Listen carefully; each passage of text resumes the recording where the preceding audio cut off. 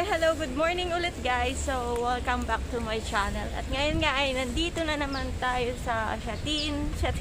Lagi na lang sa Shatin, no? Andito ako ngayon guys sa Wong Nai Tau Bus Terminal. Ayan.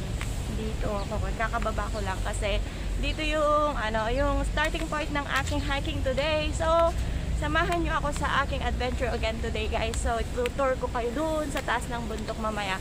Ano nga mga aakyatin ko today? Ayan. So, eto siya. Ayan. Ayan. West Buffalo Hill. Ayan. Diyan ako aakyat today guys. And hopefully, ayan ay marating ko ulit yung tuktok ng bundok na yan. So, samahan nyo ako guys. And watch till the end.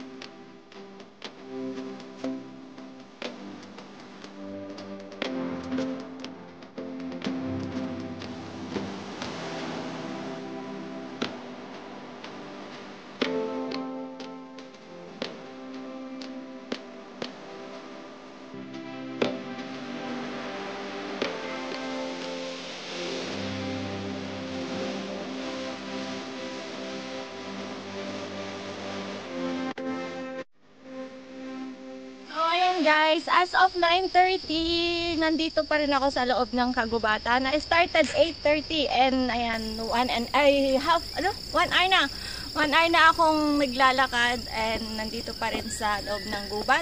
Actually, ano daw to 605 meters high itong West Buffalo Hill. So, mag-refresh muna tayo kasi sobrang init.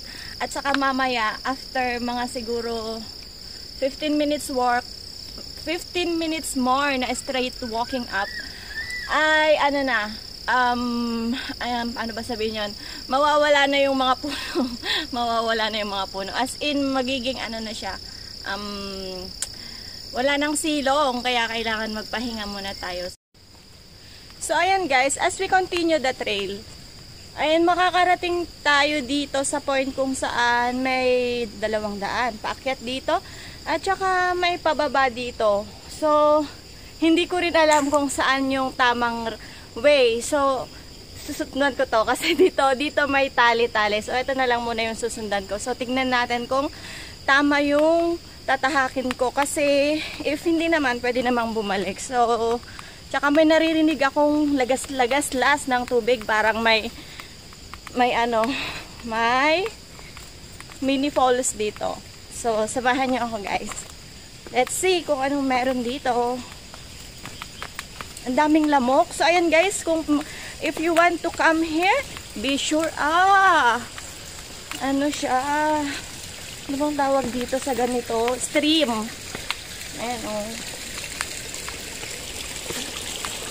may stream.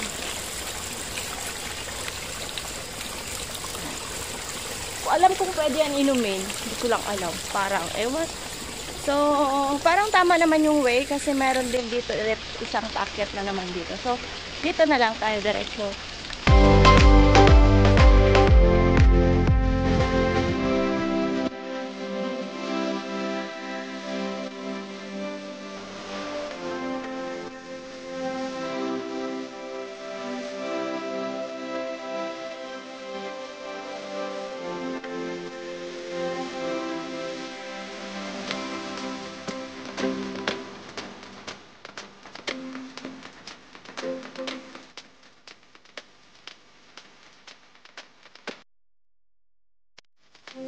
So narating na natin guys yung landmark ng Buffalo Hill dun sa may bato kanina doon kung saan natatanaw na yung kabuuan ng Shatin. So actually dapat tapos na dun yung hike, pero may nakita kasi ako sa Instagram na photo, maganda siya. So try kong hanapin yung tinatawag nilang window rock. Ayan, maganda yon. Sana makita ko siya. Sa Instagram ko kasi siya nakita. Ang ganda ng picture doon. So, hopefully makita ko siya. Medyo doon pa yun sa bandang taas. So, let's go, let's go. Malapit na. Konting-konti na lang. Pero bago tayo makarating doon, eto na yung tinatawag nilang bushwalking. Ayan. Ay, sorry. Ayan, guys. Grabe yung daan. Napaka damo-damo talaga. Rico. As in, damo talaga. Wala kang puno, puro damo naman.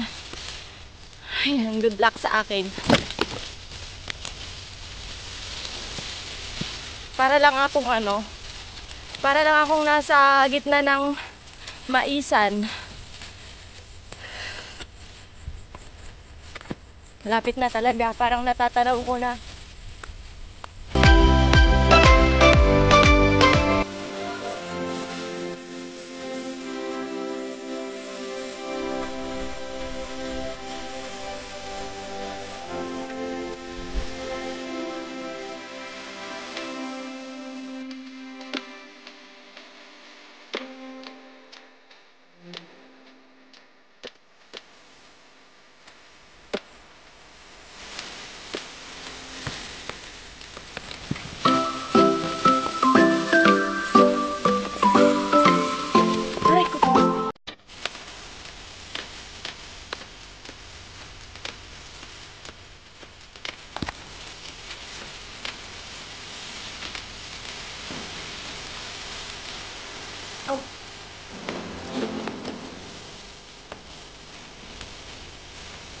Oh my God!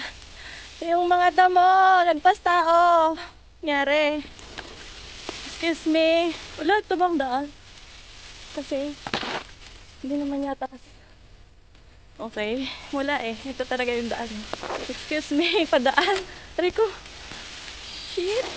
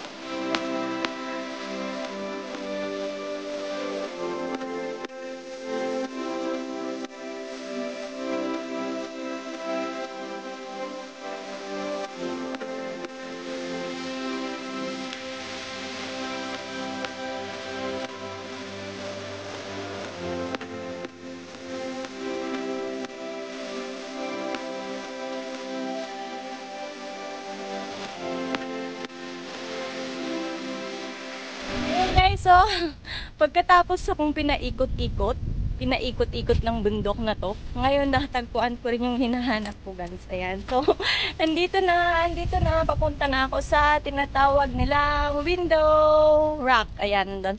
Galing na ako dun sa summit. Baliw-baliw na ako kakahanap, nandito lang pala tong ano na to, bato na to. So ayan guys, ayan, punta tayo doon, tignan natin kung ano nga ba tong sinasabi nilang ano, sikat daw to eh. Ewan ko, sabi nila. So let's see.